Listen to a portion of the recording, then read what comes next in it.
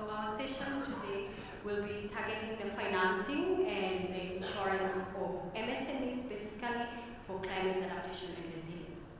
And I've had various speakers touch on MSMEs in the morning sessions, and it's quite interesting that for a long time MSMEs were largely unaddressed. But over the last couple of years, we've seen action or intentionality in terms of seeking out what are the needs for MSMEs and actually putting together actions around them. We've not reached where we want to go, but hopefully with time and with the right partnerships and intentionality, we will get there in terms of supporting the MSMEs in our continent. So, first and foremost, I want to introduce who the V20 is. So you heard Gaston talk about V20, and I'm sure most of you are wondering, who is V20? I'm just curious, how many of you have heard who the V20 is? Oh, that's good. That's good progress. At least 50% of the room know who V20 is. So for those who don't know who V20 is, I'll just do a quick introduction. The V20 is, as the name 20 means, 20 countries that came together to seek support in terms of seeking solutions to protect their economies from the effects of climate change. So these are countries that are systemically vulnerable to the effects of climate change, and hence the name V20 because they were first 20, but over time it has grown. Now we have 70 countries falling under the V20. The 70 countries are cutting across the global south mostly, so Latin America and the Caribbean, Asia and the Pacific, and then we have Africa and the Middle East. So we have the V20 Sustainable Insurance Facility, which is the entity that is presenting today the presentation, and it sits within UNEP under the Principles of Sustainable Insurance, but we are guided by the finance ministers of the respective countries. Now, we also have supporting partners that work with us, like the MCI, the Global Shield, and some development banks that have been working with us in the various regions. But our focus is on MSMEs and how do we provide or stimulate actions or solutions, especially finance solutions for the MSMEs. So today I want to just walk you through some of the work streams that we have within the V20 Sustainable Insurance Facility, and I'll focus on two of them. The first one is the V20 100 Banks Initiative. Now, the 100 Banks Initiative, what is it about? And before I talk about that, I just want to give you a quick background about MSMEs. Interestingly, when we were doing our research, what we picked out is first and foremost, insurance is not an item that MSMEs will quickly pick out and decide that they want to have. And even not just MSMEs, if you look at, even in your own corporate space, when you're doing your budgeting, somehow insurance is the last item that anyone budgets. But when it comes to credit, there is demand for credit. People ask for credit. People wish to have credit, and sometimes they do not qualify to get that credit. So what that means, therefore, is if we have to deliver any form of solutions to the MSME, it means we have to look at how can we bundle it with credit. So the 100 Banks Initiative, specifically, and just before I just talk about that, one of the things we quickly realized is when we're looking at climate risk exposure for MSMEs, how do we handle it? And one of the concerns was most MSMEs are informal, so accessing them is a big challenge. But we must start somewhere. So we are starting with those who already are informal kind of setups. And some of the formal kind of setups that we picked out was within the financial institutions. So our focus is to start with those who are formal, and then we can figure a way on how we can access them, those that are informal. So working with the ones which are informal, the climate risk exposure that affects the MSMEs consequently affects the financial institution. And why is that so? Is because the credit portfolios, the access to credit, the demand for credit, make sure that some of these MSMEs are in your books. So if the MSME is exposed to any climate risk, it means ultimately it exposes your portfolio as well to climate risk. And you'll see the numbers later on in my slide as we proceed. So what the 100 Banks Initiative is trying to do and which has commenced action in various parts of the global south and in various countries, is one to assist the financial institution to do a climate risk stress testing, specifically for the MSME portfolio. What this involves is mapping out your assets, your MSME assets, against the geographical locations that they are in, and then putting a number on it in terms of how do we quantify that climate risk. Then what we also do is do a parametric probability predictive analysis on the portfolio to see in the next 5 to 10 years how does that look like as well. And so that gives you an avenue in terms of, it gives you an opportunity to make decisions for your business based on that predictive analysis. Once that is done, the next thing that we do is sit with you and help you come up with a strategy. And the strategy will focus on how can you protect your portfolios from the climate risk. And what we quickly realize, it's not a one solution item. It's not insurance only item. And if it was insurance only item, the chances are that the premiums would be too high and would not be viable. So we can have a structured, layered approach of solutions where you can look at reserve funding, you can look at contingent credit. Then we can look at insurance from a catastrophic perspective or catastrophic level. And also factor in adaptation lending.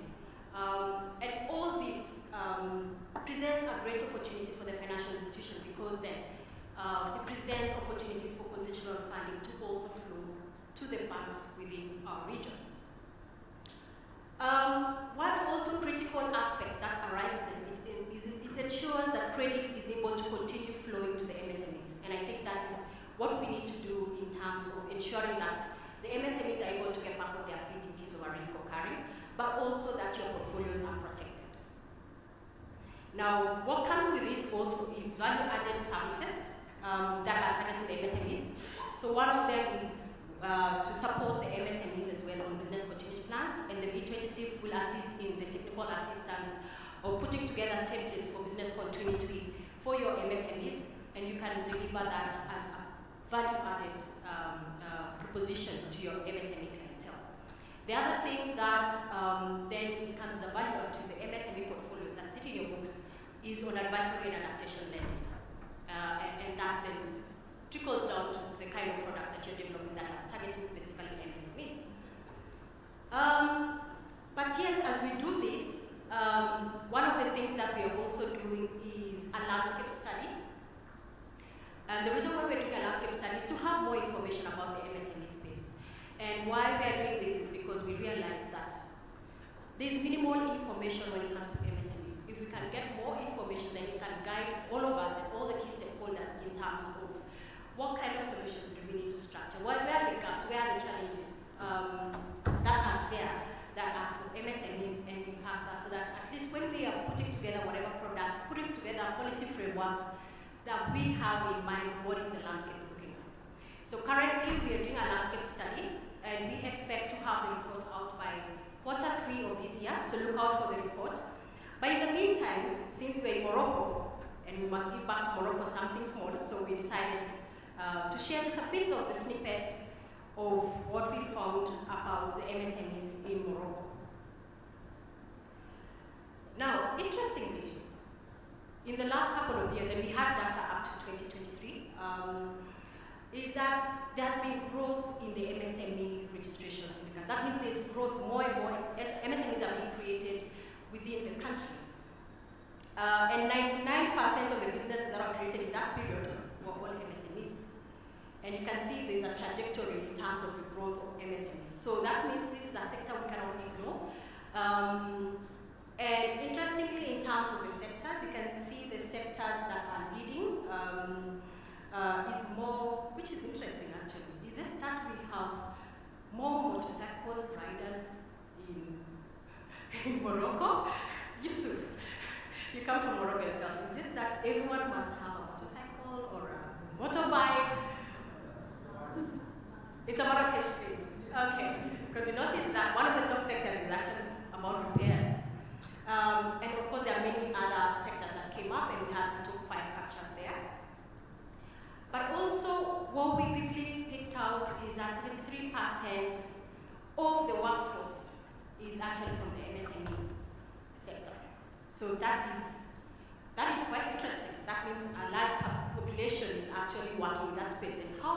protected are they from the climate risks? Now this will be interesting. The financing gap in Morocco for MSMEs. Now the total potential for credits in Morocco is 36 billion. 36 billion. And currently what is being served is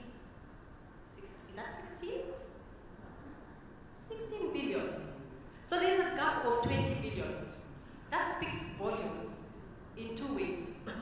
One, the potential that it has in terms of the financing and business opportunity, but also it means there's a need, there's a big need out there. And so there's an unserved market that needs to be served. But now, the interesting fact that we want to share as well is that there are various challenges. And I just want to pick out one of them. The challenge on inadequate access to credit financing. I just want to focus on that. And I'm just curious, is it the same all over in terms of, most of the time the issue is with records keeping and the qualification criteria to access credit? And how are we looking at it and innovating around that to accommodate the MSMEs? Just food for thought. I don't want to delve into it now, but I'm sure as we continue our research, because we're not done yet with Morocco, is that we'll pick out then how do we address these challenges? What are these challenges? Why we cannot access credit? Now, of course, we might tie back to now the climate risk. So what is Morocco's climate risk assessment? I don't want to delve into this because a couple of the speakers who came on board earlier on in the morning talked about the issue of water, talked about salination. Somebody talked about the algae, but in that case they were talking about crop being planted. But we know that with all this climate and pollution that is going on, we have even toxic algae that is affecting even the fish, and so affecting any livelihoods that depend on the fisheries. There is forest degradation. There is the access of water and the amount of water that is still available. It's a big concern. So I don't want to belabor on these slides because these are some of the facts that we already know are affecting the country. Now this is an interesting one. The World Bank estimates that Morocco loses $800 million annually due to the impacts of natural hazards. Now the question I want to pose to you, if you're a financial institution, what percentage of that sits in your books? And now, if we delve further, the MSME loss projections in relation to that 800 million. So 36% of the GDP of Morocco is attributed to from MSMEs. So what does that mean in terms of the loss exposure for MSMEs in Morocco? It translates to about 18%, about 29 million. Yes, $29 million. How much of that sits within your MSME portfolio? And what are you doing about it? Is the next question. And that is why today we're going to have a lovely panel, because yes, we have a problem somewhere, but how do we address it? So we have a great panel today that involves various stakeholders, involves an institution that could be similar to your institution and already are doing something, and we want to hear what are they doing, has it helped, but also other key stakeholders that can assist you in terms of the various challenges that we've seen and how to de-risk your portfolios. So allow me then to introduce the panel for today. The first panelist, let me start with the gentleman. Today we are going gentlemen first. Because he's the only gentleman in the panel. Okay, so the first panelist is Daniel Joseph Udeme. I hope I pronounced your name correctly. Daniel is the CEO and the founder of Farm Monitor Africa.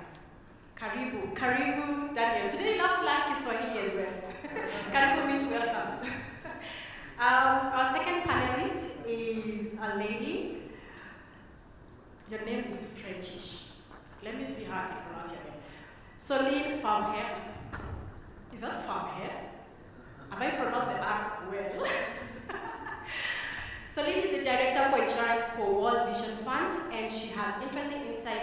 going to share with us.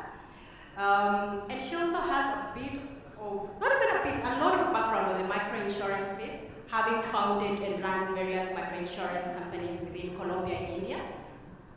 Thank you, Solène, for joining us today. And the third panelist we have is Dr. Nungari Mwangi. Dr. Nungari Mwangi is from Africa Development Bank. And Dr. Nungari, let me read her title because it was quite long. And I know it touches on some of the things that we're going to speak on today. So Dr. Nungari is the Strategy, Program Development and Partnerships Lead, Agri-SME Development and Innovative Finance Program at the AfDB. Karibu sana Nungari. So allow me to sit now with a lovely panel.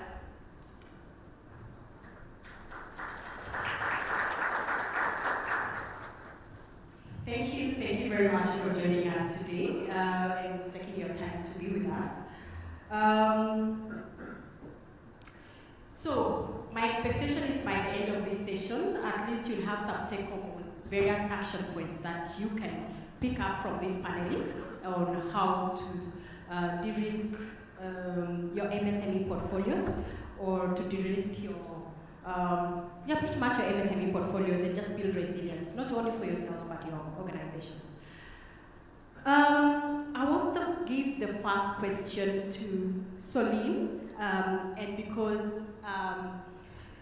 Solène, you already have things that have been happening within World Vision Fund, and World Vision has been quite intentional in terms of the insurance programs that you're running to de-risk your various exposures for your portfolios. Notably, you have the AfDB program, which has been running, and I think it started off in Africa and Latin America, but just this afternoon I've just learned that it's now gone global, so it's no longer within just Africa and Latin America. Could you share with us on how you structured that project, and probably also tell us what kind of instruments you used in terms of de-risking your portfolios and also your investments? Thank you, Lena. So this project is an initiative led by VisionFund International, really to provide financial resilience to our microfinance institutions when they face a disaster. But maybe just before I dive deep into this program, allow me a few words on VisionFund International. So VisionFund International is a network of MFI. We have 25 MFI in 25 countries, and it's the microfinance entity of World Vision International, who is present in almost 100 countries today. VisionFund International provides loan, of course, but also insurance, savings, financial literacy to vulnerable families.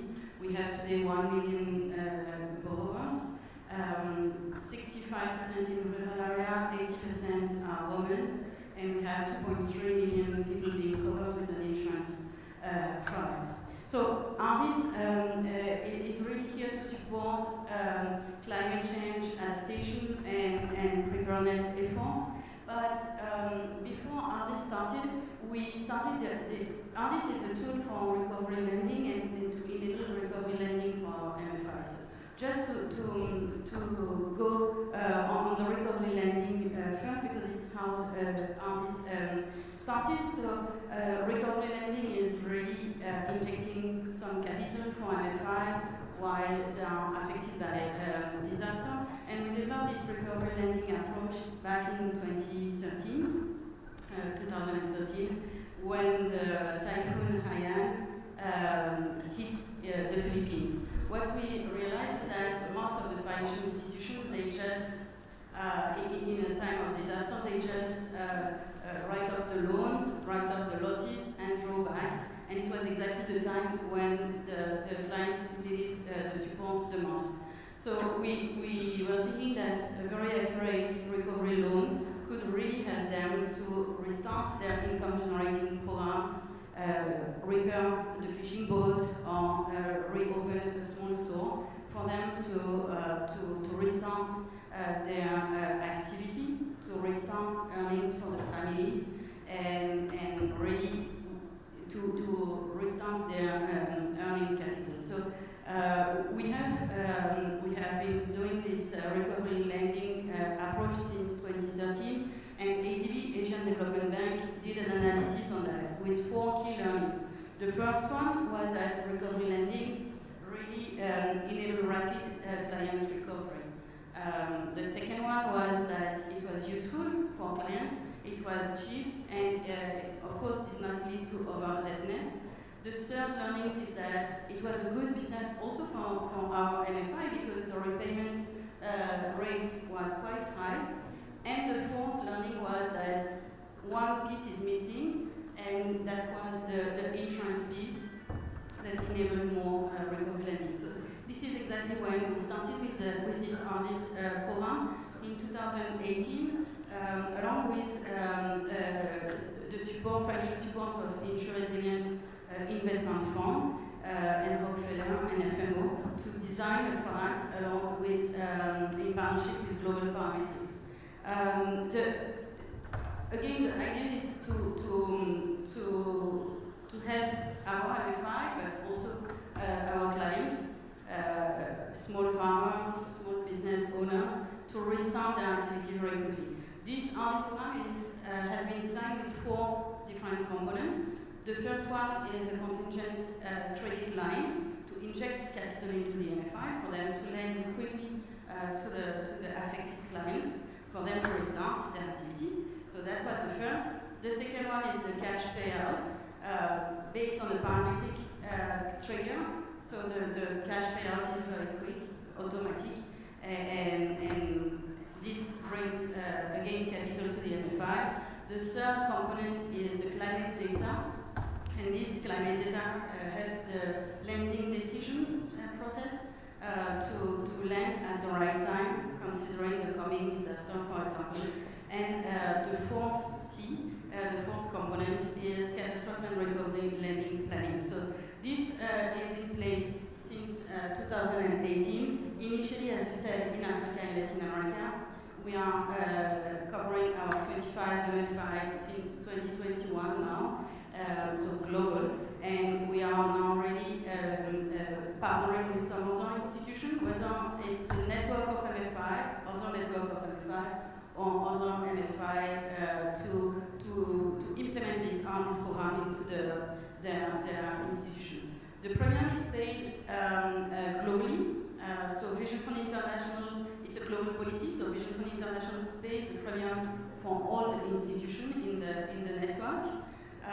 The premium is based on the climate exposure of each and every branch, so we have more than 500 branches globally, and of course depending on the risk that they face, we cover the perils, so depending on the geographical GPS coordinate, it will be flood, drought, earthquake, or tropical cyclone being covered, 1 to 4 of those risks. The cash payout is automatic, as I said, it's very quick. And yeah, I think this is how this works. When we started, it was the first non-sovereign insurance program facing the consequences of disaster for financial institutions. And I think what is very interesting and in line with what you have in the V20 is that we work on parametric indicators covering the whole portfolio of all our clients and small business. We also go through the partnership with and the network of financial institutions, and of course in partnership with some other stakeholders. So this is what I would say on this. Oh, that's amazing. And just before I go to Nungari, I just have a quick follow-up question. You say that premiums are paid at the global level. Does it trickle down to the MSME itself? So we pay the premium to cover the whole portfolio. Okay. So we don't. Any cost is transferred to the MSME? The cash payout is transferred to the local entity. So, for example, VisionFund International pays the premium to global parametrics. Then, when there is a payout, global parametrics give us the cash payout, and then we send back to the financial institution, not to the MSMEs directly. So our financial institution, like VisionFund Kenya, will be able to quickly dispense loan within 2 weeks. It's not to write off the loan, it's really to re-inject capital for them to repair, like fishing boats or some damages in the farm, to restart the business immediately. Okay, excellent. My next question to Nungari. So, AfDB has various programs touching on climate adaptation and resilience. Could you quickly just give us a run through of what all these projects are that are going on climate adaptation, and more focused probably on Agri-SME, because that's something that you are directly working with? Great, and good afternoon, everyone. It's really a pleasure to be here with you today. It's been great to see partners in the Global Center for Adaptation, as well as the AAP program, ARC as well, which was represented earlier today. So it's wonderful to be in home company. The African Development Bank has been, thinking seriously about how to support Agri-SMEs because the risk of climate change is really affecting their position as a breadbasket of content, and also as a place where really jobs are developed for women and for youth. So we have a range of facilities or mechanisms that help us to de-risk, basically de-risk Agri-SMEs when it comes to thinking about climate risk. And this, I think, a couple of things I want to mention just contextually. One is that there's really mega penetration of risk protection or risk management solutions, something between 1% and 3% for Agri-SMEs.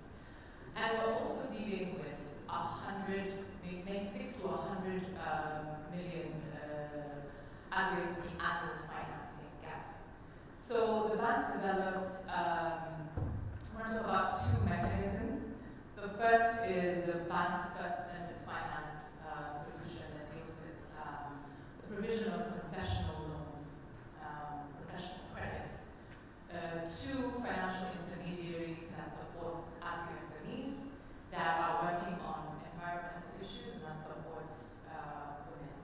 So this is called the Agri-Food SME Catalytic Financing Mechanism, or the ACFM for short. It's capitalized to the tune of 100 million by the Canadian government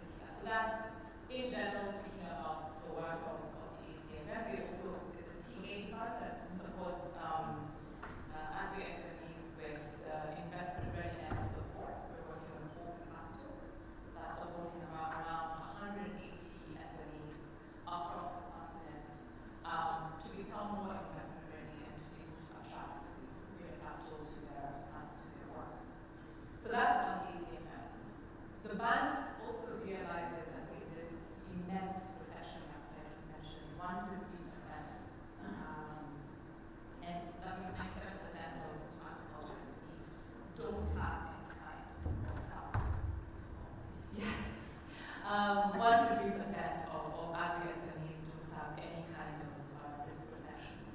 So our response to this was to develop what we're calling the Africa Climate Risk Insurance Framework for Adaptation. It's a mouthful. AfRIFA for short. AfRIFA is an ambitious framework that's looking to raise $1 billion to mobilize $1 billion from global climate financiers. And we want to do a range of things with this framework. I'm just going to talk about 5 in the interest of time, that are kind of our work streams. The first is to act as a channel through which we can bring in global climate finance into the adaptation needs that Agri-SMEs face, and to work with the African insurance sector to empower them to invest more in climate insurance. So it's providing that channel for global climate finance. We're at the moment raising mobilized resources from the Green Climate Fund Private Sector Facility and a range of other bilateral donors. That's one. Number 2 is we want to leverage and develop the African private sector. And there are, I'm not speaking to preaching to the choir in the room, but there are certain premium pool deficiencies that the African insurance sector faces when it comes to agri-insurance. And so our thinking here is, we don't want the African insurance sector to just act as a kind of front to the global insurance market. We want to work with them to diversify those climate risk pools. We have a cross-border risk-sharing mechanism that I can talk to maybe at a later time.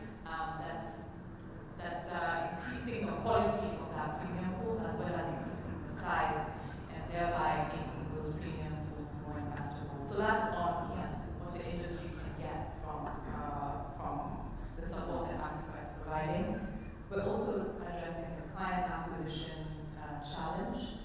I read an interesting industry report the other day that said that the insurance industry faces the highest acquisition costs of any industry. It costs about 7 to 9 times more to attract new clients in the insurance industry than to retain them. So there's no client acquisition costs are real. We're talking about African agriculture. Fragmentation is real. It's very difficult to get these rural clients at a low cost. So AfRIFA has an aggregation model where we're working through agro-hubs and cooperatives to rally those energies and build those books, basically, bring in those hundreds of thousands, if not millions of farmers to the African insurance industry and support them and help solve that land acquisition challenge, disaggregation and informality. And then the other thing I'm going to talk about is that AfRIFA is doing is around capacity building. There is, I'm going to just go into one example. So we were in Ethiopia recently and we heard that there is not one qualified actuary in Ethiopia. Not one qualified actuary. We heard this from one of the reinsurers. They have to report their talent. So that is to say that the capacity challenge in agriculture insurance, in climate insurance is real. So AfRIFA is developing the AfRIFA Academy, and we want to do 3 things to that. One is look at who is doing interesting things, capacity building across the continent, and invest in them to scale that up. On product, we want to support the standardization and improvement of climate insurance curricula, so we're building up that knowledge base for climate insurance. And then we also want to work with regulators to support and incentivize them to do more in terms of like cross-border risk sharing that I mentioned earlier. And I just want to finish this by saying that somebody who spoke in the morning asked whether we will be the rain to their sea, and a lady called Sukaina, I think. And as she said this, I just thought, well, African rain is actually not very dependable because of climate risk. But what we can do with we can provide that safety net when the rig fails. Wow. There's a lot going on, and I'm sure many of the audience have questions for you. I have a question which I would ask about in their position, but let me hold off for now. Let me come to you, Daniel, Farm Monitor, Africa. You're uniquely positioned as an entity to serve both credit providers and insurers. And this, we're looking at it in terms of de-risking their key offerings.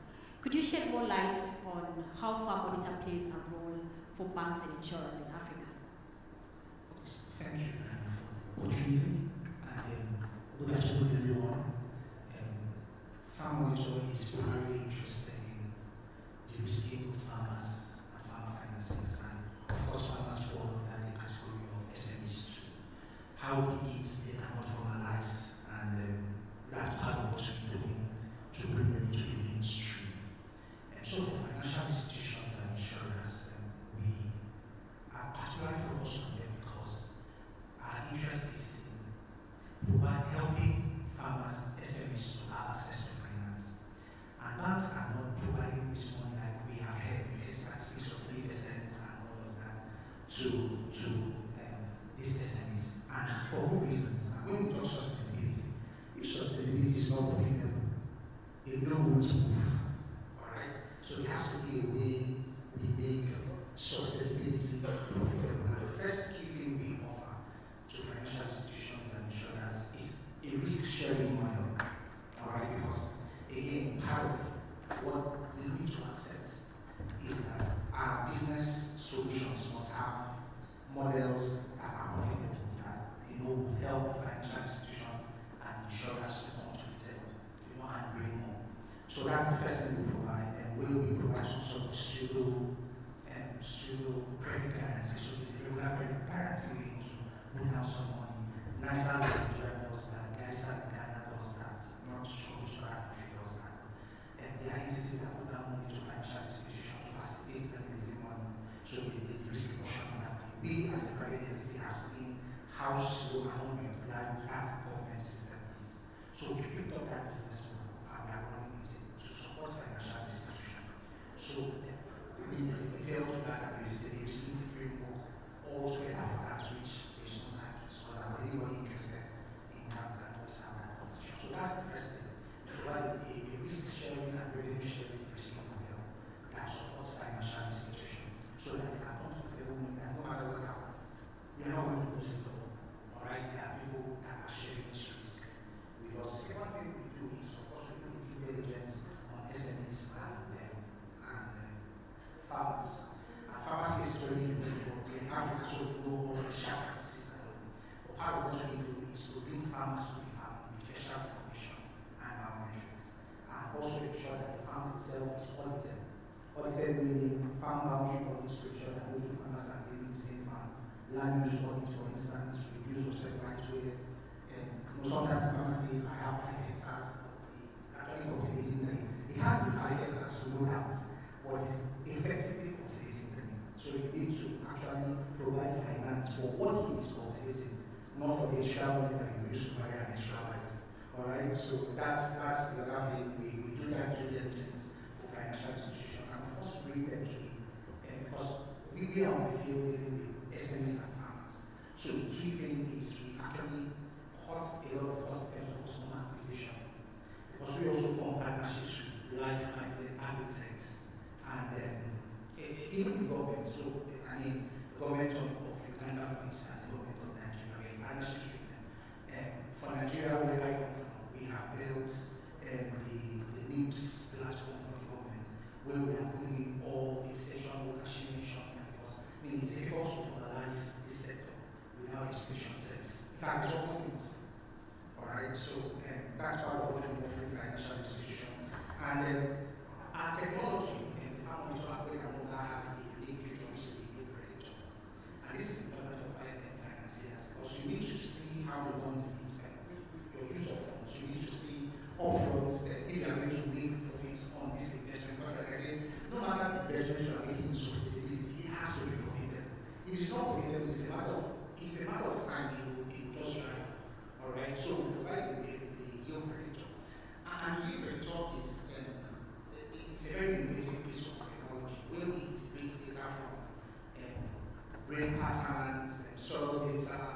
satellite surveys, historic and current data, institute data, crop health data in the machine learning model which we have built. And this combination of data sets is able to make predictive analysis to the farmers first, which of course helps them to improve their planning. So it becomes like a planning smart crop calendar. So like a regular crop calendar, this is powered with AI, and it tells the farmer exactly what to do, when to do it. But more importantly, it serves the financial institution and insurers real-time data. And I'm sure you know how the stock market is displayed. So like the stock market, when you have things, your balance will go up and down. So we are tracking across the season how SMEs and farmers are doing on the field. Data coming into the system is from the field. And of course, real-time data from the field. So we are seeing daily, if it's flash flood, for instance, you see how it affects. And you see from the back at home, your productivity has gone down. And then the system can make advisory recommendations to the farmers, to the SMEs, what exactly to do to get about at least so some sort of corrective action, all right, which the system also provides. All right, so those are the kind of things we are doing to ensure that the financial institution and particularly insurers to feel the risk, have some level of comfort. And again, I would like to zero in on the insurance company because you have already said, she has said that there is low uptake of insurance, and that's a fact. So part of what we are doing is we are providing what we are providing in partnership with insurance. So it becomes like a bundle service because it has to be a business case for profitability, and our business case is simple. If you have an extension worker that serves across the season, so from credits and acquisition to the productivity level to the market, all right, you have one person selling across. He gets paid well, both in terms of salary and in terms of commission. That's what we talk about sharing, revenue sharing model. He's at a position, so to speak, to ensure that there is profitability in the task delivery. So we are very keen on saying, don't provide just one service to farmers. So this is where agri-tech or agricultural technology is very different from the regular tech, where tech-level service is different from tech-driven service. Because you need boots on ground. And also need boots on ground, you need to be able to ensure that the business case, supports sustainability. Because for there to be continuous flow to this climate action, it has to be sustainability and it has to be profitability. Thank you, Daniel. Clearly, what we are seeing is that there's a solution for everyone. There's a solution from every corner with various key stakeholders that you didn't expect, but that we must work jointly. I know we are running out of time, and I would have wished to give time to the audience as well. So, giving you just each 2-3 minutes, Solène, probably you can give us just quickly some of the learnings that or lessons that you picked out with the implementation of this, so that it can feed into like-minded initiatives. Yes, I will try to be short. So maybe from the impact that we have seen implementing this. So each year we have like 4 million vulnerable people being covered globally. And what we could see from the studies and the analysis that we have done since we have implemented this, that the recovery, the business continuity for our clients is much stronger. We could see the loan repayments being quite high. And so really on the MSME side, the resilience is enhanced thanks to this product that we have implemented. What we could see also on the side of the MFI is, as I said earlier, it's good business. The loan repayment rate is high. We don't see this high spikes at the time of the event. So it's really covering the MFI and the client. So it's a very win-win situation when a disaster hits. But when there is no disaster, with the climate info climate data that we provide to our MFI, they are used to take that into consideration before deciding to lend, and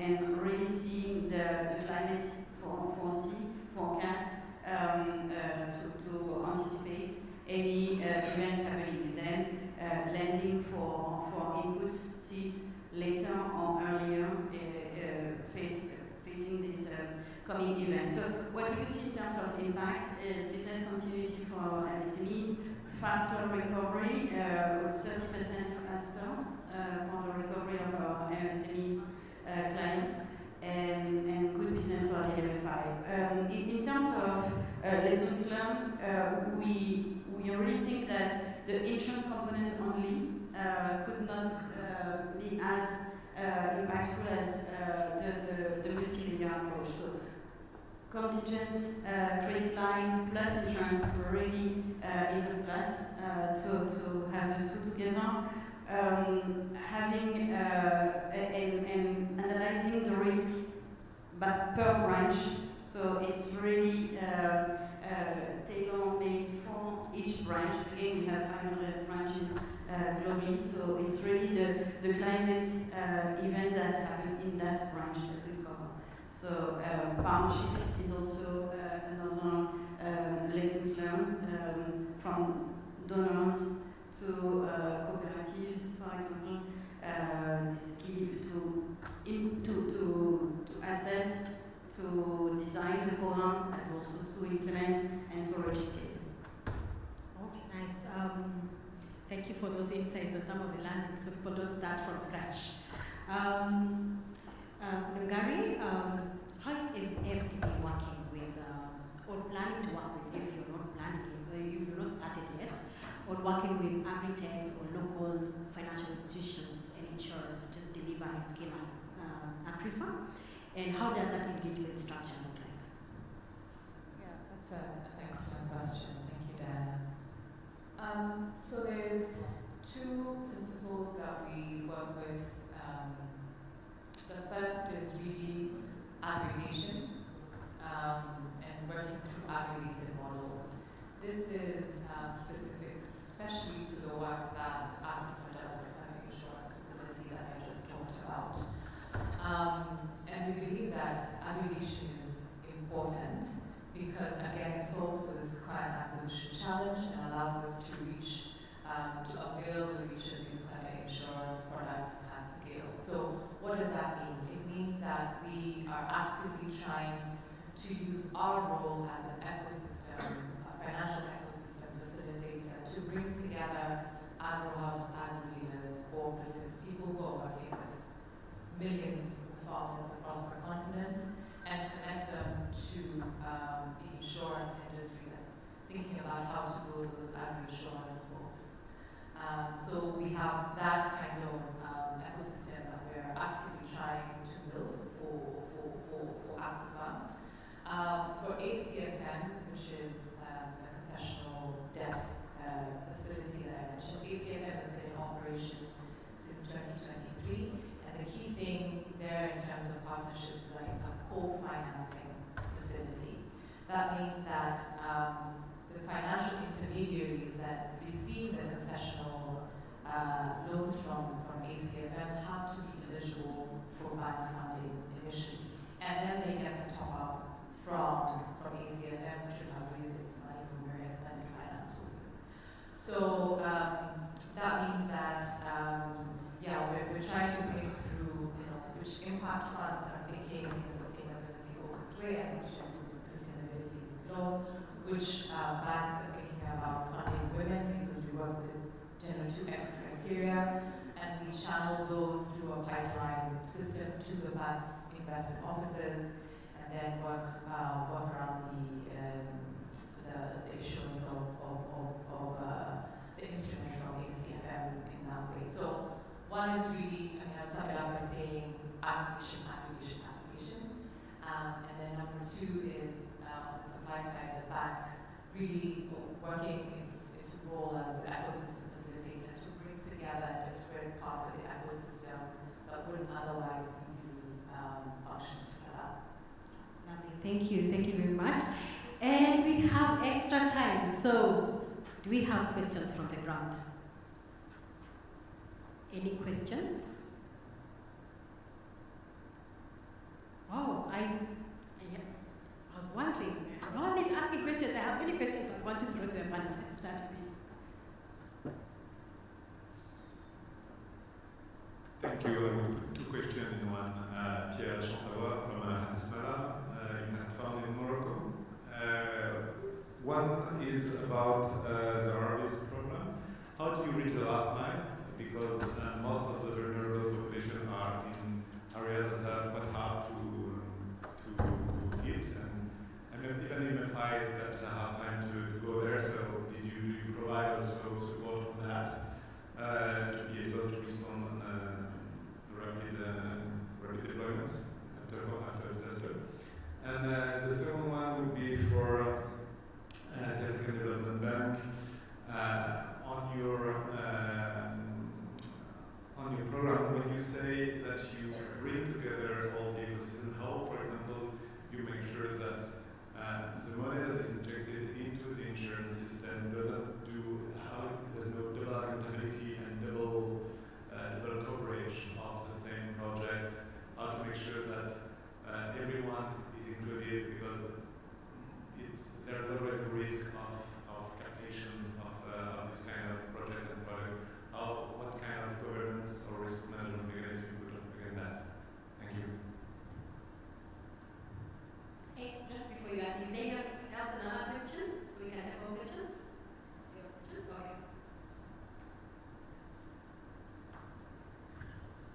Okay. No, Weston from Catalyst.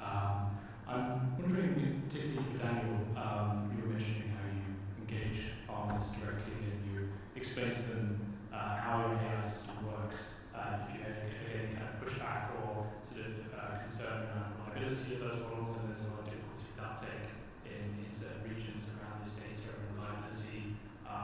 So I'm wondering if you have any challenges in communication and also capacity building efforts that you think you need, or ways that you work with partners already to actually engage those stakeholders in that participation.